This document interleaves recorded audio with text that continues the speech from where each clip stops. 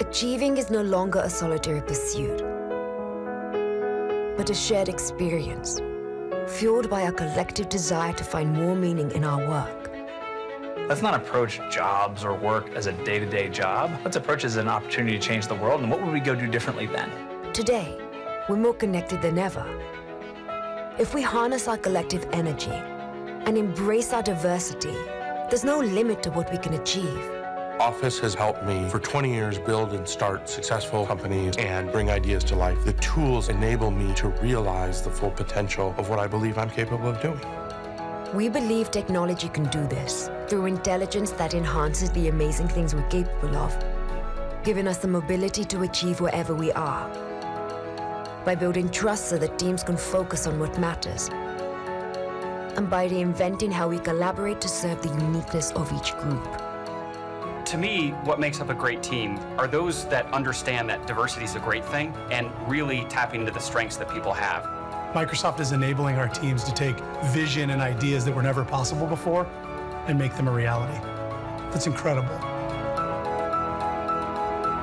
So we can empower every team to achieve more.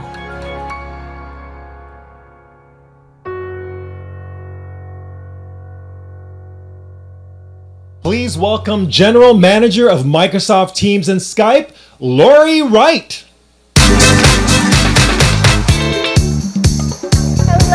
Hello. Thank you all for joining here today, both in person and online. It is great to be back in Orlando. You see, for me, this is my hometown, and my first job out of college was just down the street here where I worked for Disney. And no, I was not Minnie Mouse or Cinderella, but I did get to work on an enterprise data warehousing project, and that was just as magical.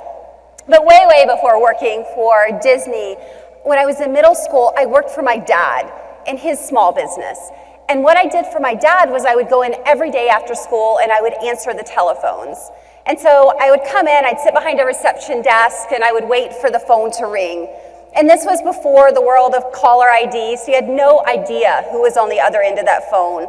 You would pick it up, and you would wait for someone to tell you who they were and what they wanted, and then you would jot down a note on a memo pad, and then you would rip off the memo pad, the note, and then I would physically walk it over, and I would set it on the desk of whoever it was for.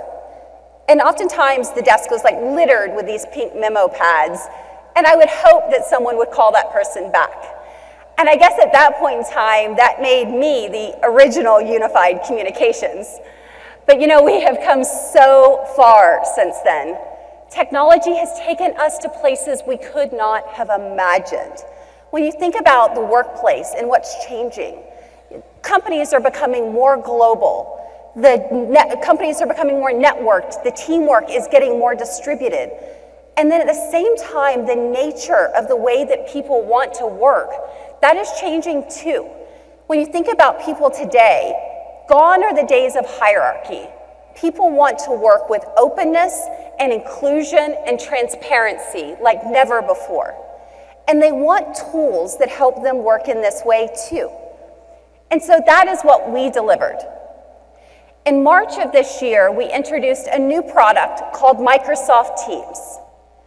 In less than 6 months, we have 125,000 organizations around the world using Microsoft Teams. This growth is incredible.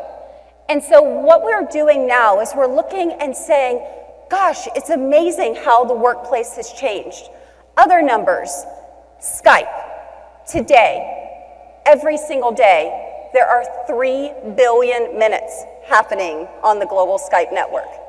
3 billion minutes. There are, for our business customers, usage has doubled in the last year. Doubled. And so we think about what is driving this? What is driving the success of Skype? What is driving this usage? It's you. It is the customers and the partners in this room who have helped us, who have driven us forward.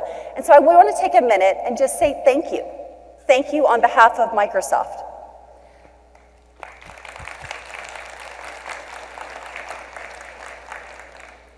But another sea change is happening.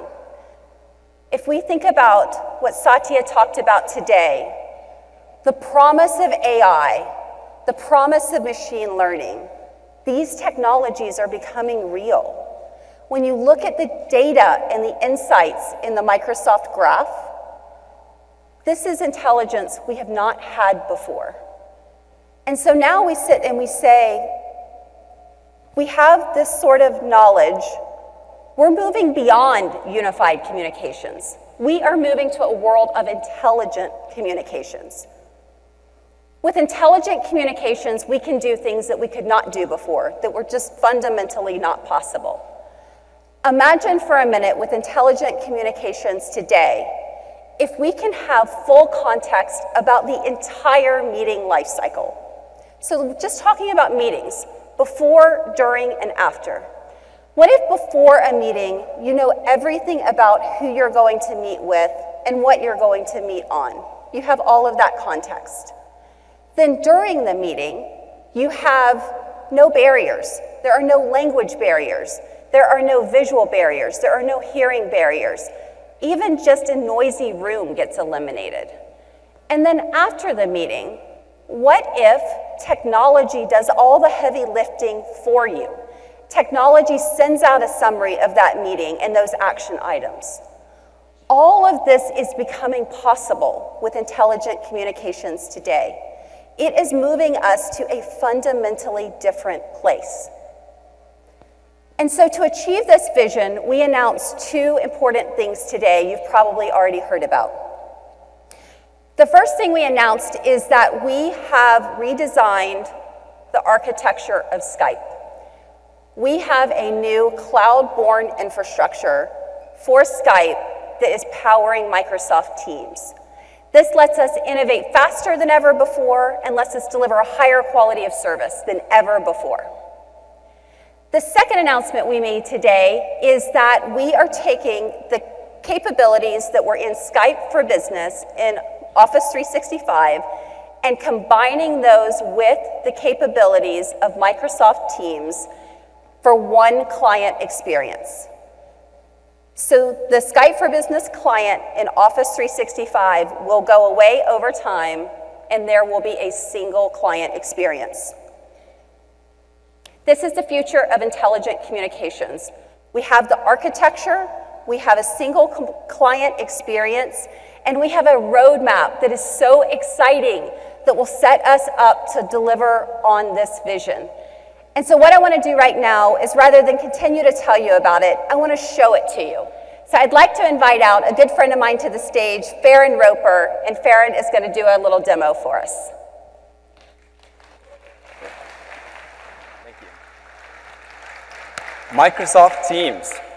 I'm so excited to be able to share with you guys today the latest capabilities with Microsoft Teams, the hub for teamwork within Office 365.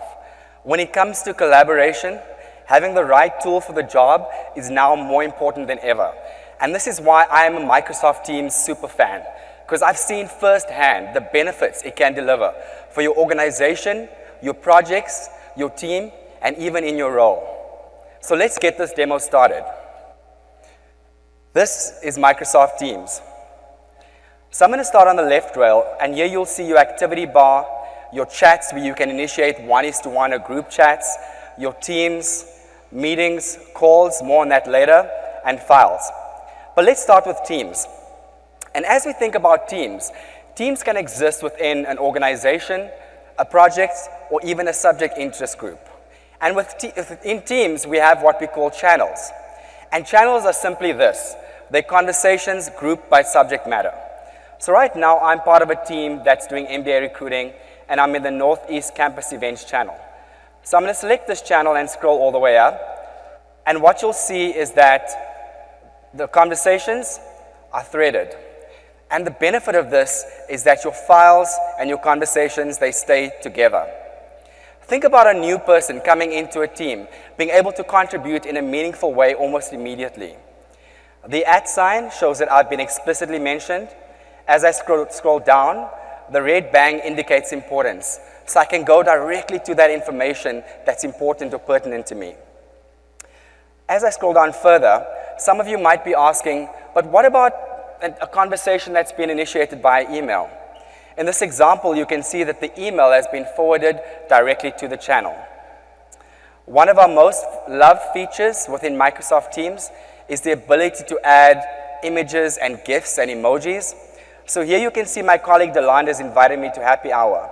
I could say yes, but why would I do that when I can do this? Pretty cool, right? And that's pretty much my reaction to every happy hour. Yes. Now I'm going to take a moment and talk about something really important and really cool. We got feedback from a lot of you over the past while that as you think about collaboration and teams, your teams exist inside and outside your organization. So I'm here to tell you that guest access is here. Guest access is here. And we've launched guest access without compromising any of the enterprise-grade security that you've come to expect from Office 365. Aside from guest access, there are constant slew of innovations rolling into Microsoft Teams. Third-party apps, for example. I'm going to scroll down in this thread and share with you one of our customer favorites, SurveyMonkey, a very useful tool for taking a quick pulse on your organization, your culture, or a project. You may have also heard that Microsoft has recently partnered with Adobe. And as a marketer, I can tell you I'm really excited about the prospect of being able to access Adobe Cloud assets right from within Microsoft Teams.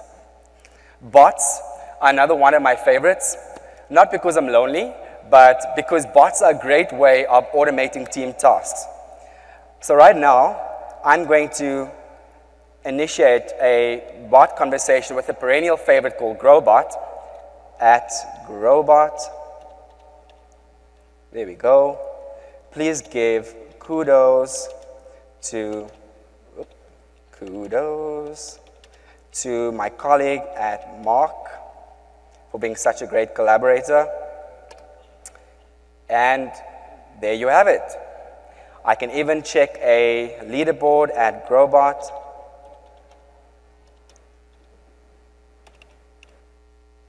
Let's do that again. Leaderboard. One of my favorites, as I said. But we're going to switch gears for a second, and I want to talk about my absolute favorite feature within Microsoft Teams. And it's not what you expect. It's not going to be the GIFs or the emojis or any of the cool stuff, but it's the stuff that makes my job easier every day. I want to talk about tabs. So in my job, I deal with an abundance of information, websites, files, tools, links. One of my pet peeves is having to switch between multiple apps. And also, thinking about it, it's very difficult to kind of stay on top of all of this information at the same time. Well, this is exactly the kind of benefit that Microsoft Teams can unleash for yourself and your teams. I'm going to start in the Files tab. And files can consist of what you see here, but also third-party integrations such as Dropbox and other third-party services. But let's go into the sample interview questionnaire, which I'm co-editing with my colleague Delanda. And as that loads, you'll see that I can edit this document in Teams, I can edit it in Word, or I can edit it in Word Online. So I'm going to edit it in Teams right now. And you'll see that my colleague is currently co-editing this document with me. But the real beauty is that the conversation that goes with this document appears on the right rail. So your co-editing process, your co-creation process is relevant, contextual, and real-time. So I'm going to close this up and I'm going to switch to another tab. You'll see over here I've pinned the campus map or website to my tabs folder. Power BI. As a data-driven marketer, I live in Power BI, and you can see that the Power BI experience is a rich and an immersive experience. A Trello board, another much-loved third-party app for automating tasks. I'm going to switch some of these around. A really great UI. And pinning apps to a tab has never been easier. All I do is select that plus sign, and I can add third-party apps such as Hootsuite, Trello, and the like, all those apps that you use every day, like Word, PowerPoint, Excel, and Planner. And the best part, I can do all of this from within Microsoft Teams. Yes.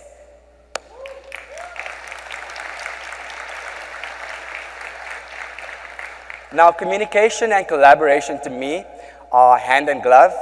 Here to share with you some of the latest features in intelligent communications, please give a hand to my colleague Mark. Thank you. Thanks, Farron. Hi, everyone. I'm Mark. I'm a product guy. My team is responsible for delivering all the experiences around people, presence, and calling. And so what Farron just showed us was how teams can use all the chats and all the capabilities in channels to be able to come together and really collaborate and do more together. What I want to show you is how we're taking all the capabilities in Skype for Business that we've been building over all these years and bringing them right into Microsoft Teams to make collaboration even richer and more dynamic. So let's take a look.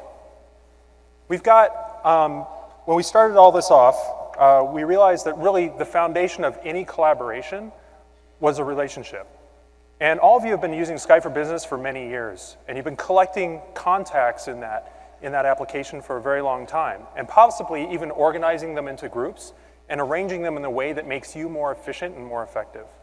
Shouldn't those be available in Microsoft Teams? Shouldn't you be able to just pick up all that work that you've done and preserve that? Well, we have a Contacts tab now in Microsoft Teams that allows you to do this. And the first time you run Teams, we're going to import all of your Skype for Business contacts and groups right in, so you can be productive on day one. In addition to that, of course, this works just like any other buddy list. You can go ahead and click on different conversations and jump to them, right? So you can see what people are discussing. We've also taken presence, and you can see it here all the way through the application and all through your buddies. Some of them are available, some of them are busy. It used to be that presence was different in Microsoft Teams and in Skype for Business. But we've combined these two things now, and we have a single unified presence model, so that when you see that somebody is available, they're available all the way across the entire applications. Woo. So chats are awesome. I really like chats, but I'm a calling guy. And so I find that you really, sometimes you just need to get on a call and talk to somebody, especially if you're dealing with something complex and you want some real-time communications, or you have to resolve a problem. So we've been listening to you over the last year, and everybody has been asking us, well, when can we bring communications, really full communications, to Microsoft Teams? And so we've built the Calls app, and this appears right here in the left-hand rail. And when you type it, click in, you get a full calling experience. And this is everything you would expect from a phone. We have your contacts there, we have history, we have voicemail, we have a full dialer. So in contacts, what you can do is you can go ahead and you can move right through. We've created a speed dial list so that everybody that you want to be able to call in a single click are right there at your fingertips. We also have suggested contacts, and these are coming from your calendar and from other sources where we're seeing that these are people that you communicate with frequently, and you might want to add them to your speed dial list. For those of you who have thousands of contacts, and yes, there are people out there that have thousands of contacts that they've entered in, we've created an alphabetical list so you can go through and find people really effectively. History is pretty much everything that you would expect. It has all your missed calls, all your incoming calls, and I have a whole lot of calls from Barbie, so I'm probably going to have to give her a call back in a little bit. You have everything that's right there, and you can click on them to return a call. Voicemail is being pulled from Exchange. So all of your voicemails that you've already had will still appear here right in Microsoft Teams. And you can click on them, you can play back the audio, or if you happen to deflect a call while you're in a meeting, you can read the transcript later on when it arrives. The dialer is a full dialer. We've brought full PSTN capability into Microsoft Teams now. So you can dial out to any number, whether it's international, whether it's national, whether it's even an extension within your organization. We also have emergency E911 dialing, right? So if you have a problem, we've got your back. Let's go back to what Barbie was doing here and give her a call. So we'll jump back to contacts, give her a quick call and check in with her. Hey, Mark. Hey, Barbie. Finally, thanks for calling me back. I was beginning to think you were standing in front of a couple thousand people or something. No. I really need that stuff you promised me yesterday. Somebody else is calling me? You gotta be kidding me. All right, so multi-calls. How do you like that? So what's great about this, it happens. This is proof. So what's great is I still have Barbie on the line. And if I need to, I can go ahead and just transfer her, right? So in this particular case, she wanted to talk to me about something, and then I was really interrupted. Now I'm going to go ahead and transfer her back to the person that I needed to, which is Emily. I hit transfer, and it just happens.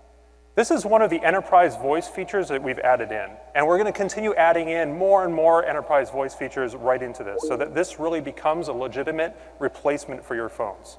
Right? So there's a single application you can come to do all of your calling and all of your collaboration in one app, which is really great.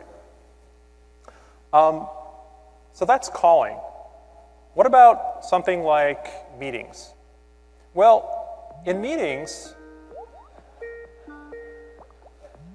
this is going to be a thing, isn't it? I'm just going to continue hanging up on them. All right, so in meetings, what we do is, there's a couple, I wonder if somebody's sharing a demo tenant or something, like there's another demo going on someplace else. So in meetings, what we do is we end up basically being able to, at times when you're using a channel and you want to schedule a meeting, you might come across some event like this, right? So I'm being asked to attend a Paris recruiting trip. I don't especially want to go to that trip, and Farron gave me some kudos earlier, so we should send him. So I want to schedule a meeting, probably with Emily, to get Farron basically on the hook to go to this particular recruiting trip.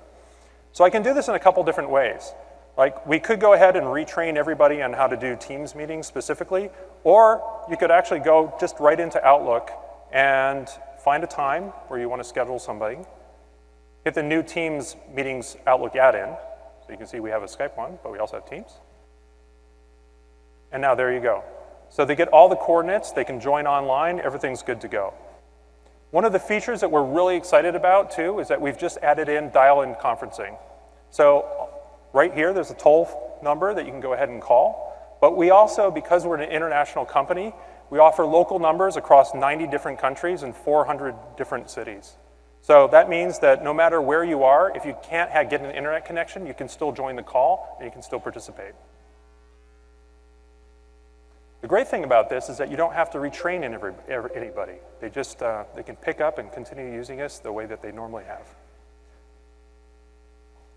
So that's one way of scheduling a meeting. But we also wanted to look at how could we make meetings more effective, right? We wanted to create the digital equivalent of huddling around a desk. A lot of you have open seating forms, right, or plans. And so we wanted to make it really easy for people to just gather around you and have a meeting. So we kind of really wanted to be able to create a mechanism where you could capture all the context of a particular event and encapsulate it in a meeting request. So for example, I can go ahead, this is great. I can go ahead and I can schedule a meeting right here in this channel. So let's say Farron is going to Paris. Go ahead and schedule it in. And I can create a schedule. And from here, I can add in Farron as well as Emily. So they're going to get a meeting request. We'll schedule it for a few hours from now. In their inbox, and it will appear on their calendar. But this particular meeting was scheduled inside of a thread, right? So we had this whole thread around Paris recruiting trip. It has the full context of what we were talking about. So anybody who wants to join can. This is a public meeting. It's in a Teams channel. And we have it started at 5:30, so everybody can see when it's going to occur. When it's live, they can just jump right in. That's pretty cool. That allows people to be able to just hop into a channel, see that a meeting is occurring, and if they have something to contribute, they can see the context and join in. And that just really builds more opportunity for people to huddle and have more collaborative experiences together. So finally, what does this look like? So if I hop into the Teams channel, I can see that there's a meeting already going on. Let's go ahead and join that. I can see who's actually participating, I can see how long it's been going, and I can easily just hop in. Hey guys, so I'm just dropping in. Here we can see the PowerPoint presentation that's being done. We have a whole app sharing model now that's built in, so I can see all the animations, I can see the transitions as they occur. It's great quality. I can also go ahead and click into the gallery, and I can see that somebody has dialed in from PSTN, and I can also see that people are sitting in front of like brightly colored curtains, which is wonderful. I can hover over people's names. So if I didn't know who Delenda was, I could go ahead and hover over that and then just jump right into the org chart and find out who it was. I don't know if you've ever had that opportunity or that experience of sitting in a meeting and kind of wondering who's joining, whether they're a VP or whether they're a colleague. You're not really quite sure and you don't know what to say. So that's an opportunity there. We also have the ability to share content. So I can look at all the applications that are available and then select the one I want and just jump right into sharing. So that's the meeting experience. But sometimes I can't be at the desktop, right? Not all the time, at least. And so we've gone through the process of building Microsoft Teams on all of the major mobile apps. So we have, or platforms rather. So I like to take my meetings in the morning with coffee, and I can do that at home. So I can go ahead and, with this application, I can flip through activity, I can look at chat, I can look at Teams, I can look at messaging. And I can even go ahead and join the meeting that I was just in. So here we go. So this is pretty good, but I think this is better, so I can see the whole resolution of what's going on. And that way I can be fully engaged with my team no matter where I am, which is pretty cool.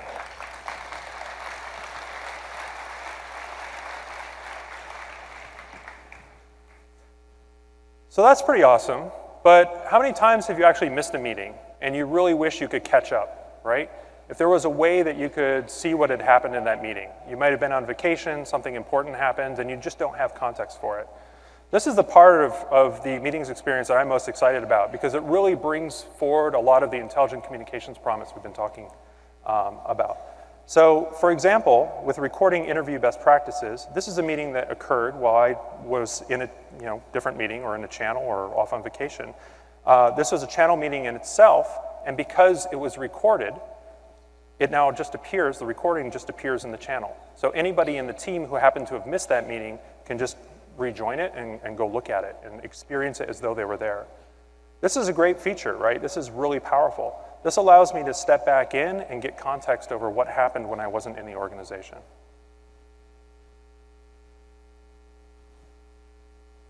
So as you can see, it queues up. Thank you all for joining the I can meeting experience today. the whole meeting Yusuf, as though it were can you please happening. Present the deck. Sure thing. Thank you. And all the content appears as well. So everything's there as though I was experiencing the meeting firsthand. Because this is all recorded and stored up in the cloud, there's many other things that we can do with it. One of the things is if you happen to have a hearing disability, all this is closed captioned automatically. So you can see the closed captions as they occur within the video.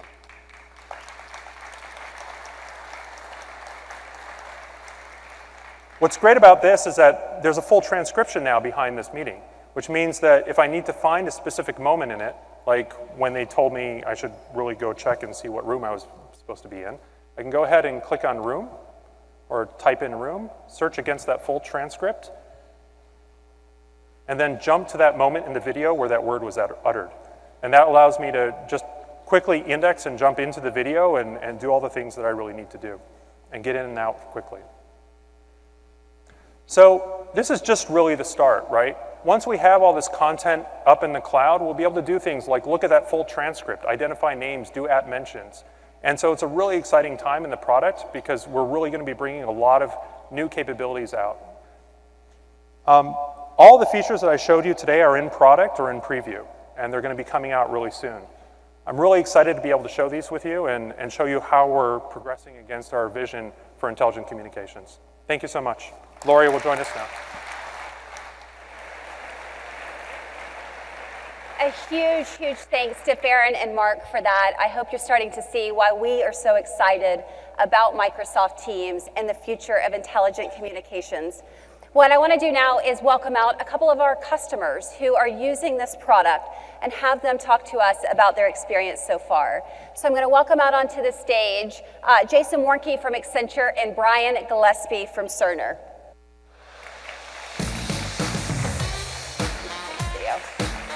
Thanks for being here, guys. Thanks for having us. All right.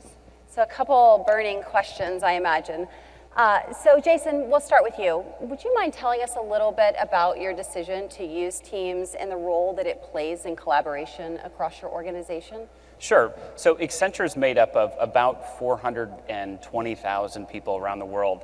And we were looking at the way that our people were working. We're a largely millennial-based organization, I think over 75% at this point, and they work differently.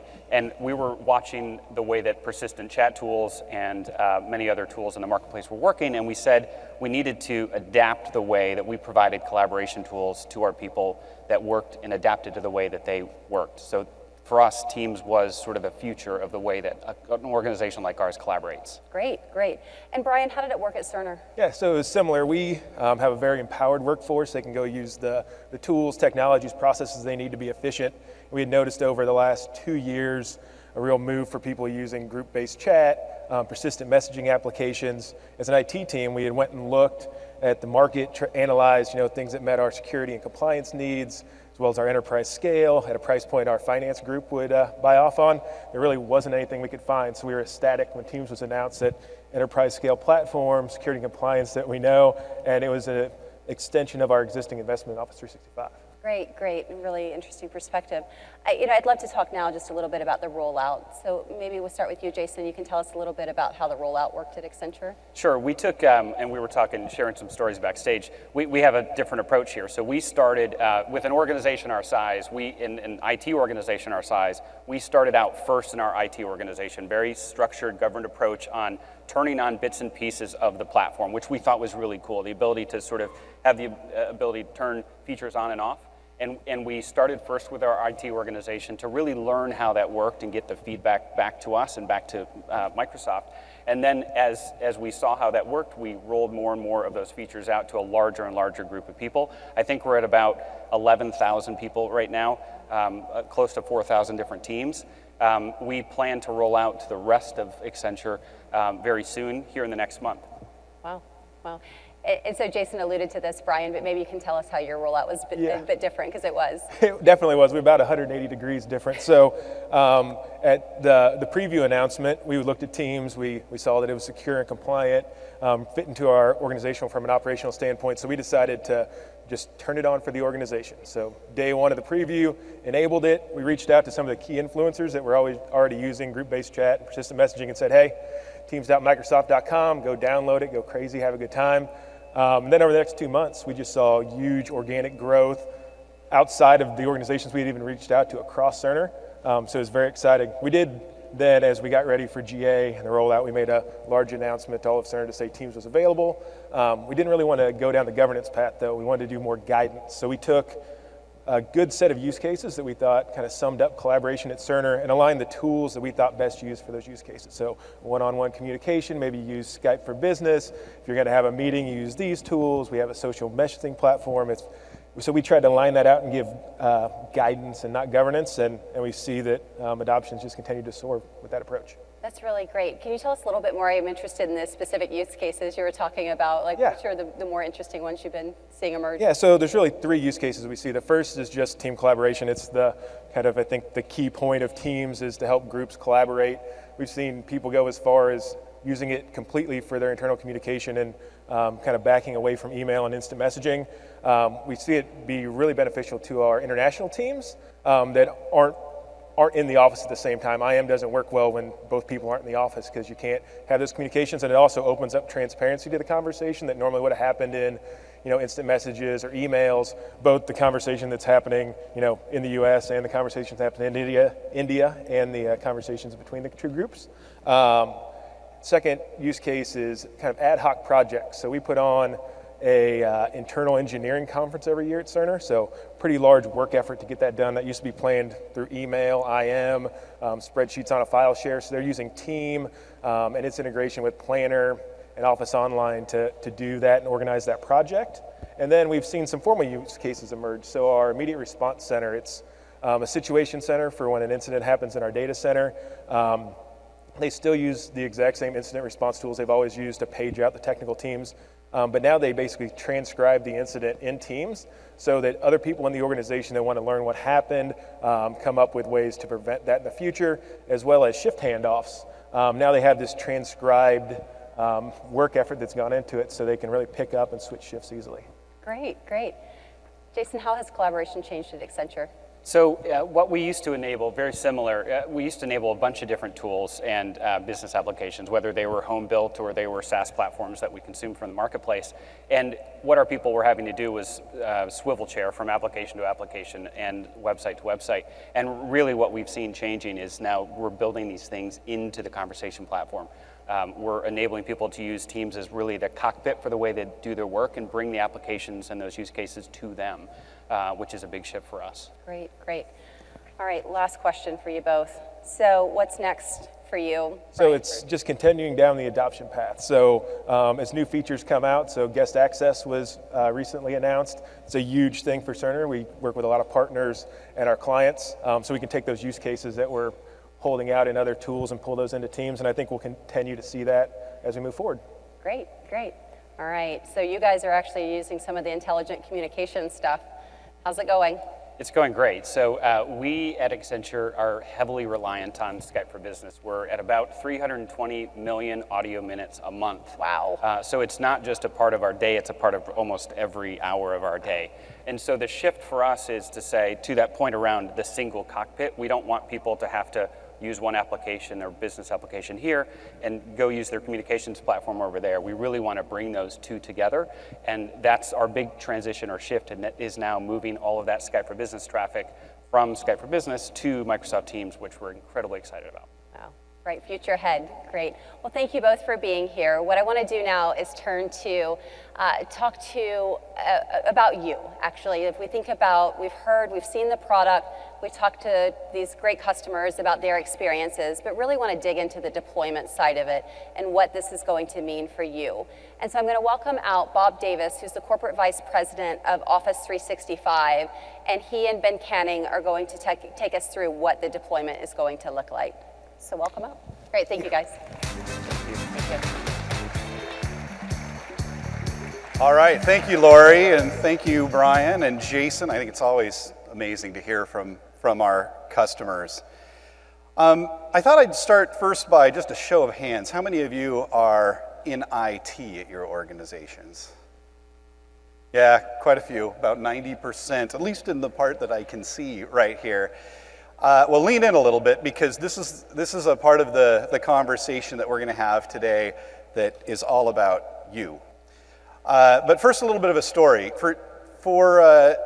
When I first started at Microsoft, I was in our IT organization. I also was one of the founders of Office 365. So I've been part of the journey of customers to our cloud since the very first customer and first user moved to Office 365. But prior to that, I was in our IT organization, and for 10 years, worried about how we could use technology to drive business change at Microsoft. And so I sat in the same chair as all of you and thought about how to do change effectively and bring value to Microsoft. You know, Microsoft's a technology company, and we're a little over 100,000 employees, but we're not different from all of you. You know, we have engineers, and we have architects, and we have business administrators, and we have executives, we have artists, we have electricians, we have attorneys, we have sales professionals, and we have support agents. So we're not that different from all of you. I've played a role in fundamental changes at Microsoft in moving from one technology to another, and I've heard frustration when those changes weren't managed properly. On the other hand, I've seen the successes and the energy and enthusiasm and excitement that's unleashed when we're able to help employees transform the way they work. Change is personal, and it can affect morale and culture in many different ways. So based on our experience, we've developed 3 important principles around change. One is to be transparent. We want you to understand when change is coming, the implications for you, and how it will be implemented. We also want to empower you, particularly those of you in IT. We want to put you in control to handle change at your pace and ultimately make you the hero. And then lastly, we want to communicate at every stage along our journey, make sure we're being open and transparent with our communications. So we've learned a lot. We've learned that change is as important as any feature in our product.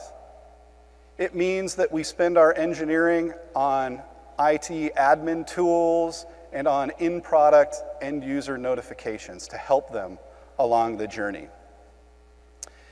Now, I've had an opportunity to talk to a few customers about the changes that we've talked about today. You heard from some of our customers with Accenture and Cerner.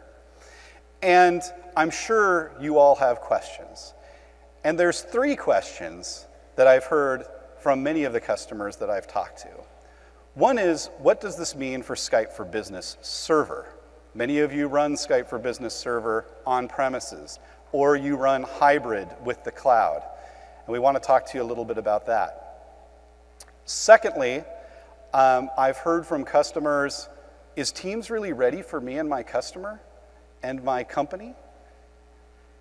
And third, we've heard from many of you, how is Microsoft going to help us in this transition? So I'd like to welcome up Ben Canning, who's our Director of Program Management for Skype for Business and Teams. Ben and his team have spent a lot of time thinking deeply about these important questions, and Ben is going to share and show how he and his team are addressing these important questions. Ben. Thanks, Bob.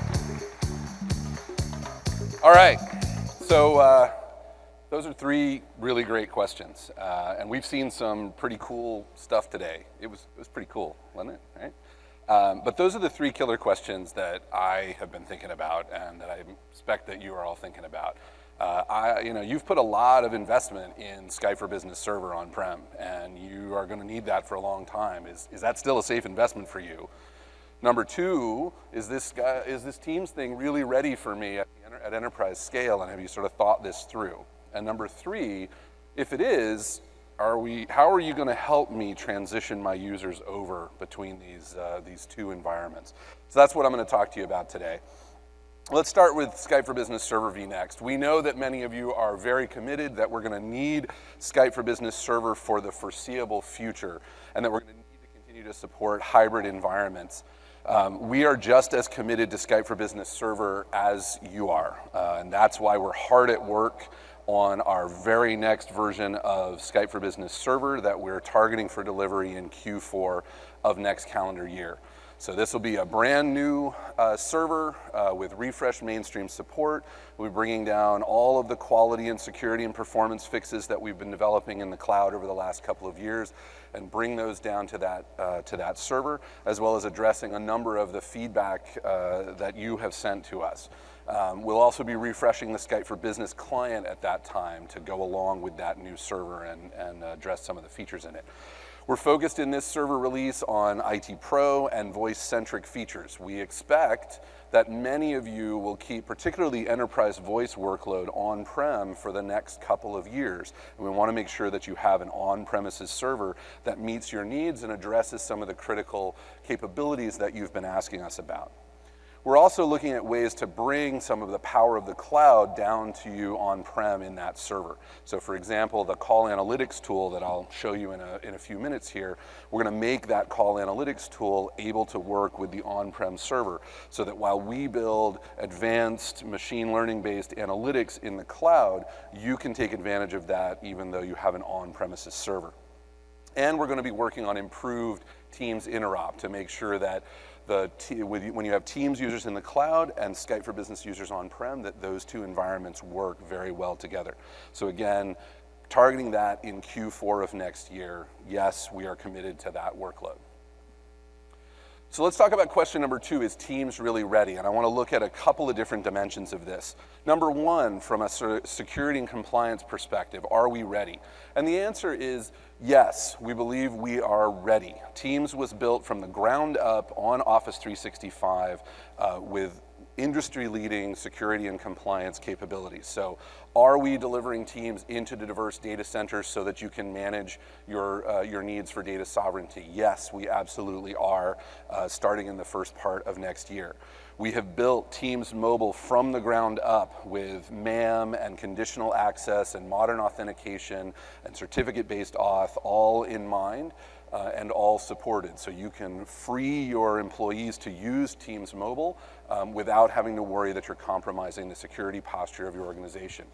We are delivering great persistent chat capabilities, and we're coupling those with the delivery of retention policies so that you can control how those persistent chats are archived and how that data is managed. And lastly, I want to talk about e-discovery and audit, and I'll show you here. So up on the screen here, this is the Security and Compliance Center in Office 365. And one of the things that I love about Office 365 is that rather than having a bunch of siloed applications, I've got one consistent interface for doing things like managing audit logs and journaling. And Teams is no exception here. Because we built Teams from scratch in the cloud, it sends every event that you do in Teams pretty much into the Office graph, surfaced into this audit log. And so you can see here on the screen that whether I'm creating a team or deleting a channel or signing into Teams, all of those events are journaled and logged and are accessible through that Common O365 audit log. So with one place, I have all of that information pulled together, whether it be across SharePoint, Exchange, OneDrive, and so forth. We're also going to have your back from an administrative tools perspective. One of the things that we're doing right now is we're bringing together Teams administration and Skype for Business administration into a new Teams and Skype for Business admin center, one single admin center with a very long name that I don't even get a laugh for the very long name, seriously. So one single admin center to rule them all. This is a new admin center built from the ground up. It's super fast, and it will bring you things like user-based policies for Teams and all of the controls that you need. A key thing that we're doing is if you've invested in our cloud phone system, in our audio conferencing system, in our calling plans, none of those things change as you transition over to Teams. So your phone numbers don't change, your conference bridge numbers don't change. If you've created call queues, none of that changes either. So all of that just transitions seamlessly for you and for your end users. And tools like call analytics, which is what I'm showing up here, again, we're integrating Teams and Skype for Business together. So the call analytics tool and the call quality diagnostics tool that you use to deliver a great user experience for your end users, those tools are integrated, and Teams and Skype for Business calls will show up in them, as will interop calls between them, giving you all the information at your fingertips to deliver a good quality experience all in one place. We also know that you've got a huge investment in devices, and we're going to make sure that that investment does not get disrupted by this change. So your existing Skype for Business certified phones will continue to work as users transition to Teams.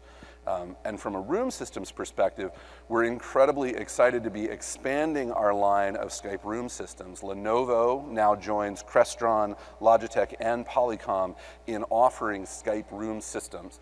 These are terrific ways to bring the Skype and Teams meeting experience to every room, and all of those existing devices and the new ones will be upgradable to support Teams meetings in the field automatically.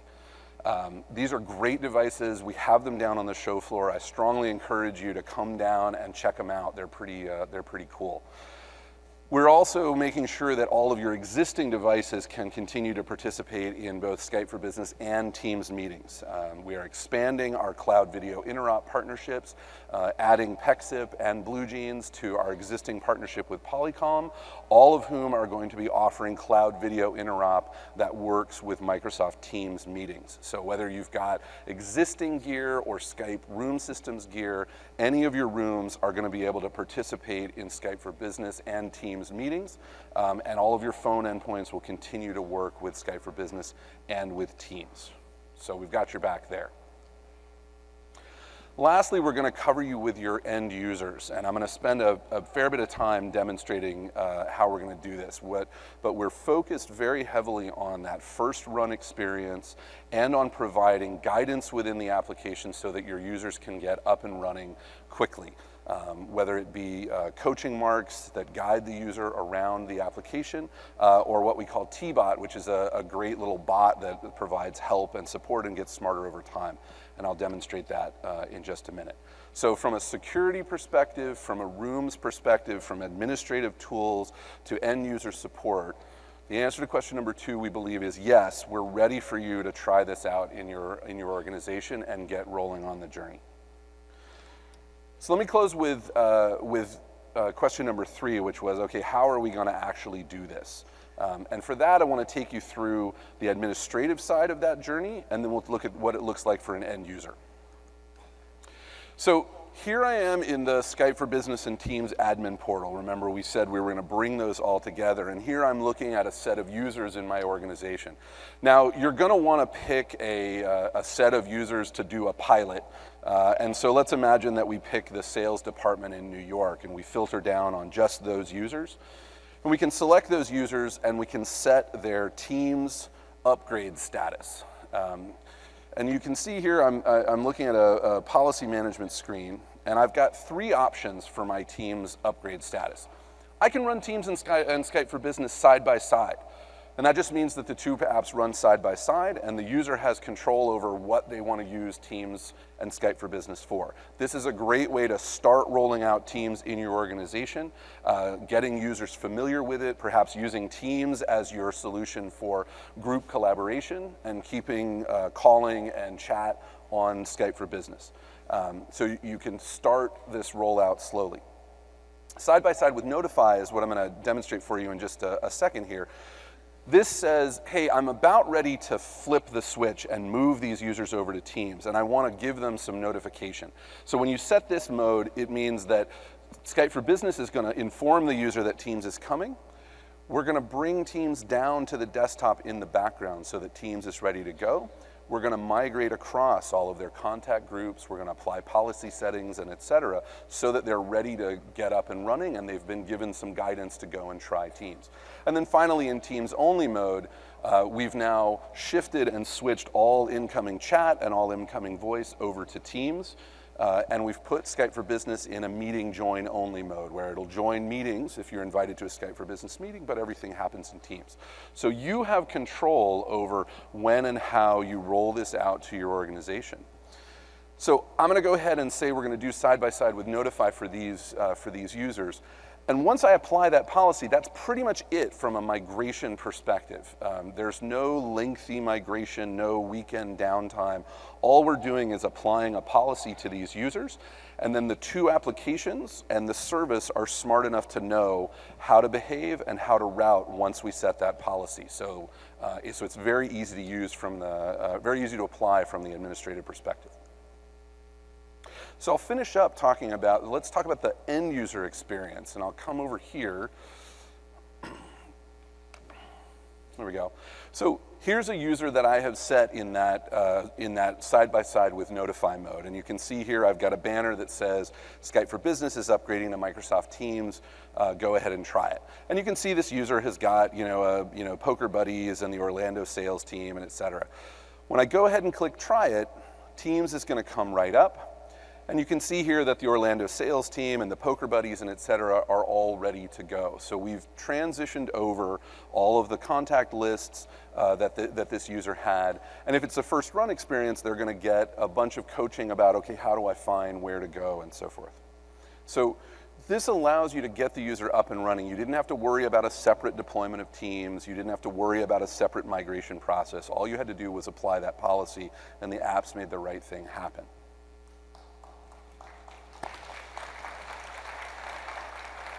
Now, you know, as we said, you've moved some users over to Teams, and this user is perfectly happy using Teams, but a lot of the users in your organization are not using Teams yet.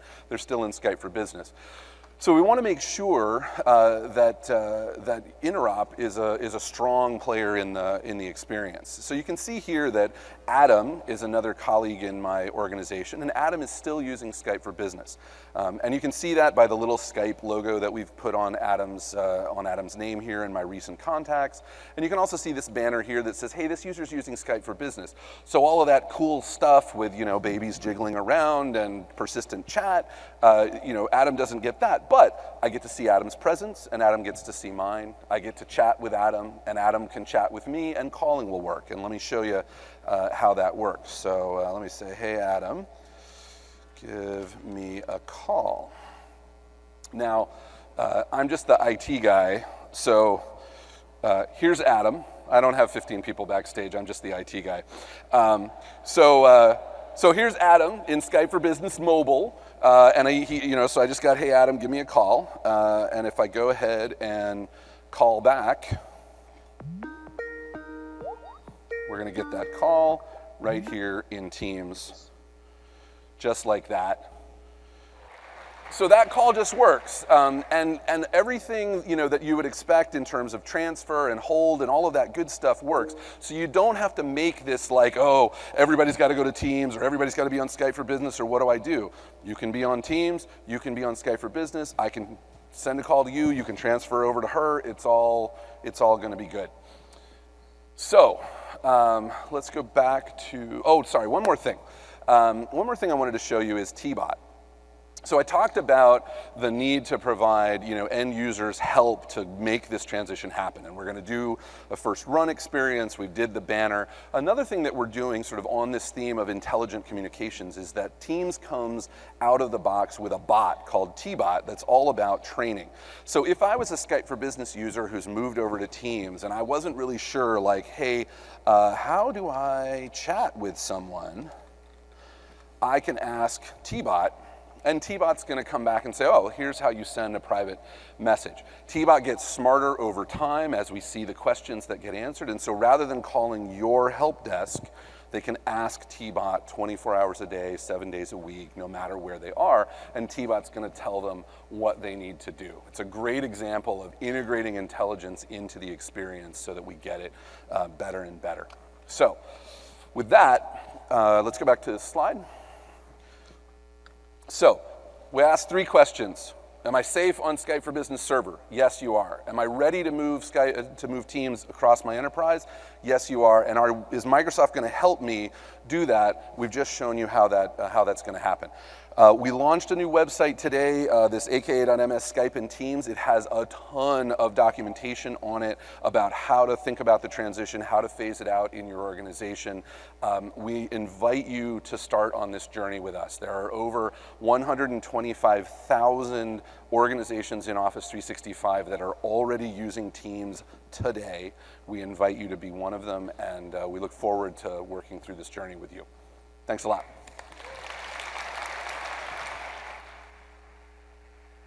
Awesome job, Ben. You guys can give an extra round of applause for Ben because he did such a nice job.